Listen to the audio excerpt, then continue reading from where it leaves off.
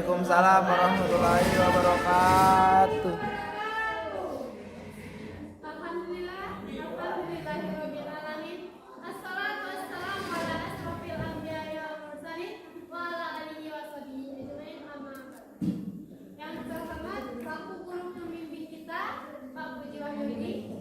Dan yang terhormat teman-teman yang telah hadir di kelas kita pada hari ini, dan tak lupa salawat serta salam kita sanjungkan kepada baginda kita, baginda Nabi Muhammad Sallallahu Alaihi Wasallam, karena berkat beliau lah kita semua bisa berkumpul di dalam ruangan ini dalam keadaan sehat walafiat tanpa kekurangan apapun. Baik, kami hari ini akan menyampaikan hasil presentasi kami, yaitu bab 4, saling menasehati dalam Islam, yang akan dibacakan oleh saudari kita yaitu Eka Lestari, dan sesi tanya jawab akan dijawabkan oleh saudari kita yaitu Anggun Indri Fitren. Memasuki acara pertama yaitu pembacaan materi yang akan dibacakan oleh Eka kepada Eka, dan tempat kami persilakan.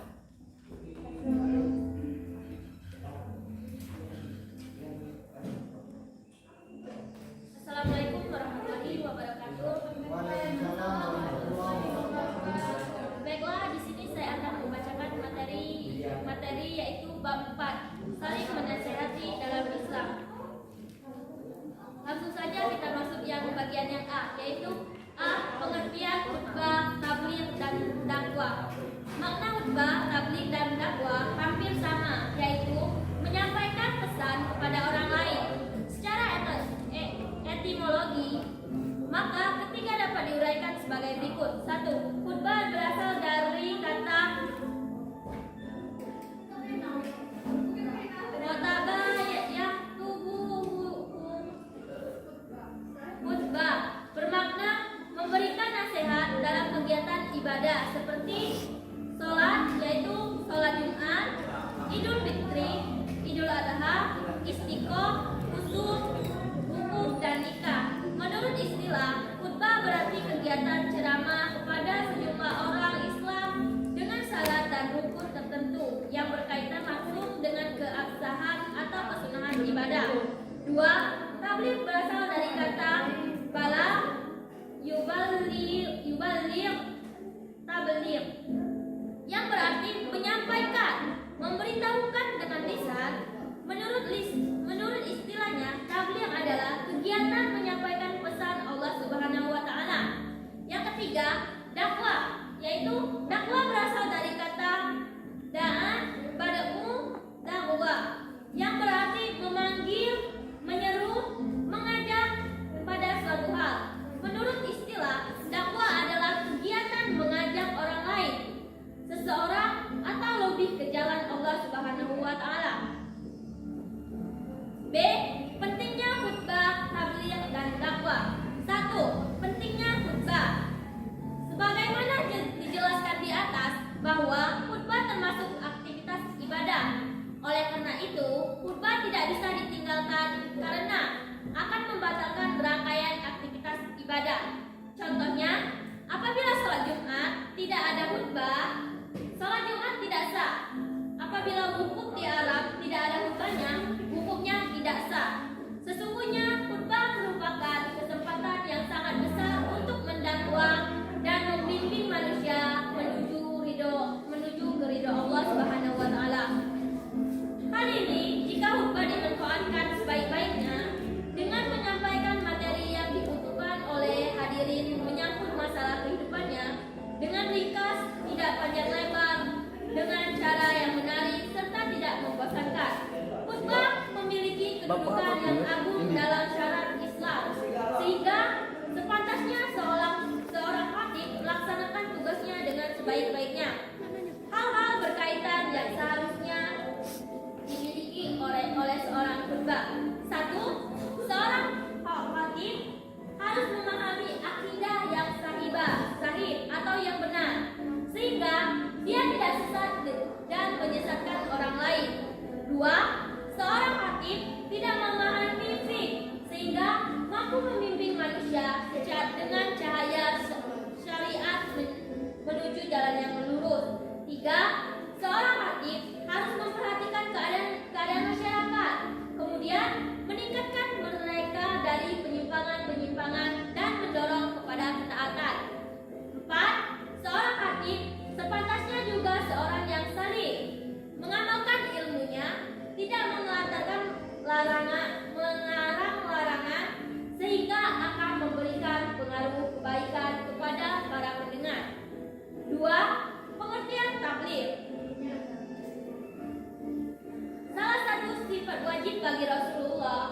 adalah tabligh. Ya ini menyampaikan wahyu dari Allah Subhanahu wa taala kepada umatnya. Semasa Nabi Muhammad SAW masih hidup, seluruh waktunya dihabiskan untuk menyampaikan wahyu kepada umatnya. Setelah Rasulullah SAW wafat, kebiasaan ini dilanjutkan oleh para sahabatnya, para tabi'in atau sahabat Nabi, dan tabi'in atau pengikut sahabat Nabi.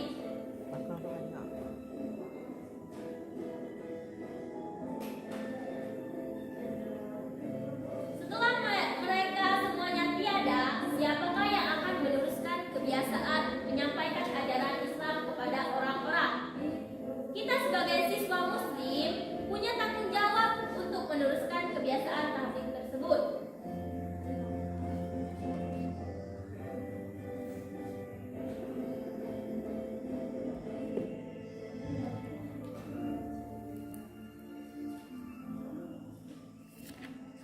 Banyak yang menyangka bahwa tugas tabligh hanyalah tugas alim ulama saja.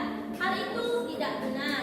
Setiap orang yang mengetahui kemungkaran yang terjadi di hadapannya, ia wajib mencegahnya atau menghentikannya. Kegiatan untuk mencegah dengan tangannya atau kekuasaannya, mulutnya atau nasihat, atau dengan hatinya, atau bahwa ia tidak ikut dalam kemungkaran tersebut.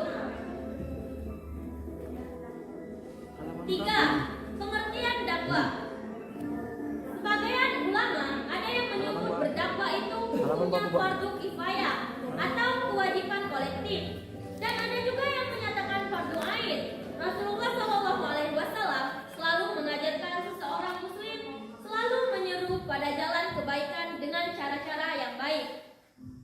Setiap dakwah hendaknya bertujuan untuk mewujudkan kebahagiaan dan kesejahteraan hidup di dunia dan di akhirat. Setelah itu, dengan berdakwah kita akan mendapatkan ridho dari Allah Subhanahu wa taala. Nabi Muhammad SAW mencontohkan dakwah kepada umatnya melalui lisan, tulisan, dan perbuatan. Rasulullah SAW memulai dakwahnya kepada istri, keluarga, dan teman-teman karibnya sehingga raja-raja yang berkuasa pada saat itu. Di antara raja-raja yang mendapatkan surat atau risalah Rasulullah SAW adalah Kaisar Heraklius dari Byzantium, Mukaukis dari Mesir, Kisra dari Persia atau Iran, dan Raja Najasyi dari Habsyian atau Ethiopia. Ada berapa metode yang dakwah yang bisa seorang muslim menurut Islam? C. Ketentuan khutbah, tabligh, dan dakwah. 1. Ketentuan khutbah. A. Syarat khatib, yaitu Islam, baligh, berakal, dan mengetahui ilmu agama. B. Syarat kedua khutbah, yaitu khutbah dilaksanakan sesudah masuk waktu zuhur. 2. Khutbah duduk di antara dua khutbah. 3. Khutbah diucapkan dengan suara yang keras dan jelas. 4. Tertib. C. Rukun khutbah. Yang pertama yaitu membaca hamdalah. Yang kedua, membaca sadaqatain. Yang ketiga, membaca sholawat. Dan yang keempat, berwasiat takwa. Yang kelima, membaca ayat Al-Quran pada salah satu khutbah.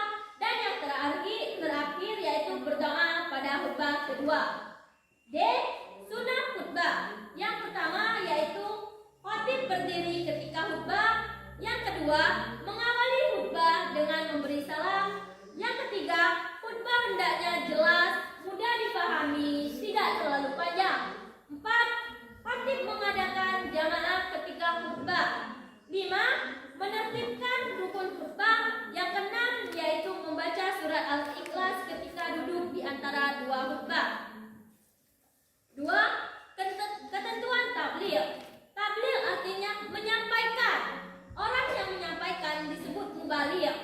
Ketentuan-ketentuan yang harus diperhatikan dalam melakukan tabligh adalah sebagai berikut. A. Syarat mubaligh. Yang pertama yaitu Islam, yang kedua baligh, yang ketiga berakal, dan yang keempat mendalami agama Islam. B. Etika dalam menyampaikan tabligh. 1. Bersikap lemah lembut, tidak kasar, tidak merusak. 2. Menggunakan bahasa yang mudah dimengerti. 3. Mengutamakan musyawarah dan berdiskusi untuk memperoleh kesepakatan bersama. 4. Materi dakwah yang disampaikan harus mempunyai dasar hukum yang kuat dan yang jelas sumbernya. 5. Menyampaikan dengan ikhlas dan sabar sesuai dengan kondisi psikologis dan sosiologis para pendengarnya atau penerimanya. 6. Tidak menghasut orang lain untuk bermusuhan, merusak, berselisih, dan mencari-cari kesalahan orang lain. 3. Ketentuan dakwah. Dakwah artinya mengejek. Orang yang melaksanakan dakwah disebut dai. Ada 2 cara berdakwah, yaitu dengan lisan atau dakwah bilisan, dan dengan perbuatan atau dakwah bilhal. Ketentuan-ketentuan yang harus diperhatikan dalam berdakwah seperti A. Syarat dai. Yang pertama yaitu Islam, yang kedua baligh, yang ketiga berakal, yang keempat mendalami agama Islam. B. Etika dalam berdakwah. 1. Dakwah dilaksanakan dengan hikmah, yaitu ucapan yang jelas, tegas, dan sikap yang bijaksana. 2. Dakwah dilakukan dengan mau'izatul husana atau nasihat yang baik, yaitu cara persuasif atau tanpa kekerasan, dan efektif atau memberikan pengajaran. 3. Dakwah dilaksanakan dengan memberikan contoh yang baik atau uswatun husana. 4. Dakwah dilakukan dengan mujadalah, yaitu diskusi atau tukaran pikiran yang berjalan secara dinamis dan santun serta menghargai pendapat orang lain.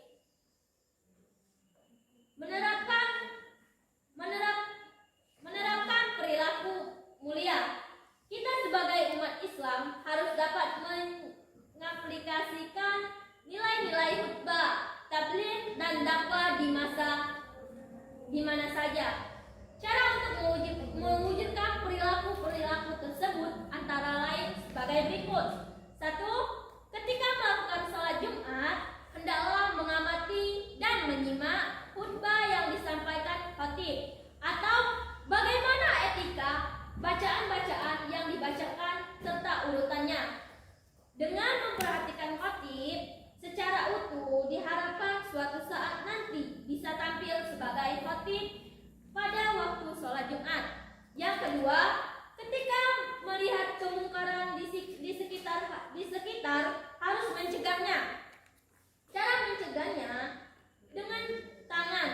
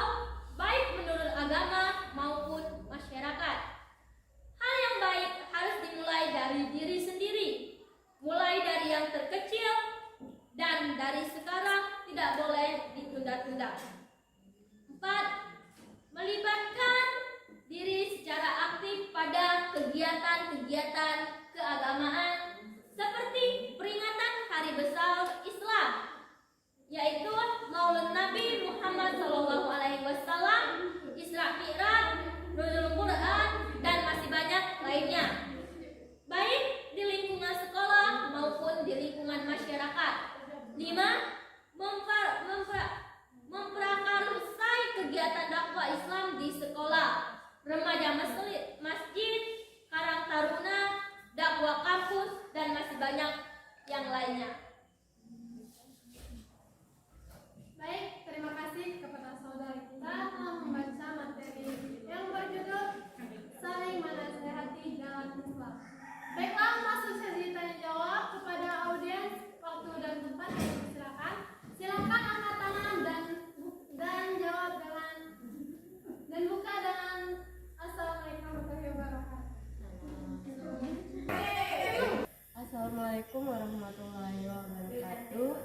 Izin bertanya, bagaimana cara kamu berdakwah di lingkungan sekitarmu dan di sekolahmu? Dan sebutkan dakwah apa yang pernah kamu lakukan. Baik, terima kasih kepada saudari Flora sudah memberi pertanyaan kepada kelompok kami. Baik, kepada teman-teman yang lainnya, apakah masih ada yang ingin ditanyakan? 3. Saya. Baik, kepada saudari Nesa, kami persilakan. Izin bertanya, jelaskan persamaan antara dakwah, takbir, dan khutbah. 3. Terima kasih kepada saudari Nesa telah memberikan kami pertanyaan ke kelompok kami. Baiklah teman-teman, apakah masih ada yang ingin ditanyakan? Siap saya. Baik, kepada saudari Putri Eka, kami persilakan. Assalamualaikum warahmatullahi wabarakatuh. Waalaikumsalam warahmatullahi wabarakatuh. Siap, izin bertanya. Perkenalkan dulu, nama saya Putri Eka Salsabila. Apa yang semestinya kita lakukan ketika melihat seorang muslim yang perilakunya atau tindakannya tidak sesuai dengan apa yang dalam ajaran dan nilai Islam? Siap, terima kasih. 3. Baik, terima kasih kepada saudari Putri Eka telah memberi kami satu pertanyaan. Baik, apakah ada lagi yang ingin ditanyakan? 3. Saya. 3. Baik, kepada saudari Fitri Aziza kami persilakan. Assalamualaikum warahmatullahi wabarakatuh. Waalaikumsalam warahmatullahi wabarakatuh. Baiklah, terima kasih kepada saudari Juwinti. Perkenalkan, nama saya Fitri Aziza. Di sini saya ingin memberikan pertanyaan tentang materi yang kita pelajari. Mengapa khutbah, tabligh, dan dakwah sangat penting bagi umat Islam? Terima kasih. Baik, terima kasih kepada Fitri Aziza telah menyampaikan satu pertanyaan kepada kelompok kami. Baik, apakah teman-teman yang lainnya ada pendapatan? 3. Siap. 3. Baik, kami persilakan untuk Indi Deswati. Silakan berdiri. 3. Baiklah, terima kasih kepada Ibu. Saya akan bertanya kepada kelompok kalian tentang materi tentang ceramah. Ya. Baiklah, terima kasih kepada Ibu Inti. Saya akan bertanya kepada kelompok kalian tentang mengenai menasehati dalam Islam. Dalam berdakwah minimal ada 2 cara. Baiklah, terima kasih. Wassalamualaikum warahmatullahi wabarakatuh. Ya. Terima kasih kepada saudari Nida Swati. Baiklah, apakah teman-teman ada yang ingin ditanyakan lagi? Ya. Siap, saya. 3. Baik, terima kasih kepada Diana Zahra. Kami persilakan. 3. Terima kasih kepada saudari Juwinti. Saya ingin bertanya, sebutkan beberapa metode dakwah yang bisa dilakukan seorang muslim menurut syariat. 3. Baik, terima kasih kepada Diana Zahra. Apakah teman-teman ada yang ingin ditanyakan lagi? Siap, saya. 3. Baik, kepada Zarmini kami persilakan. 3. Assalamualaikum warahmatullahi wabarakatuh. Saya di sini akan bertanya kepada kelompok 1. Mengapa umat Islam diwajibkan untuk berdakwah? Baik, terima kasih kepada Zarmini telah memberi kami satu pertanyaan. Baiklah, apakah teman-teman ada yang ingin bertanya lagi? 3. Siap, saya. 3. Baik, kami persilakan kepada Witri Payrosi. 3. Baiklah, terima kasih kepada Juwinti dan saya juga ingin bertanya. Bagaimana cara berdakwah Nabi Muhammad SAW? Baik, terima kasih kepada Mitri PRC. Kami memasuki sesi 3. Baik, terima kasih kepada Mitri PRC. 3.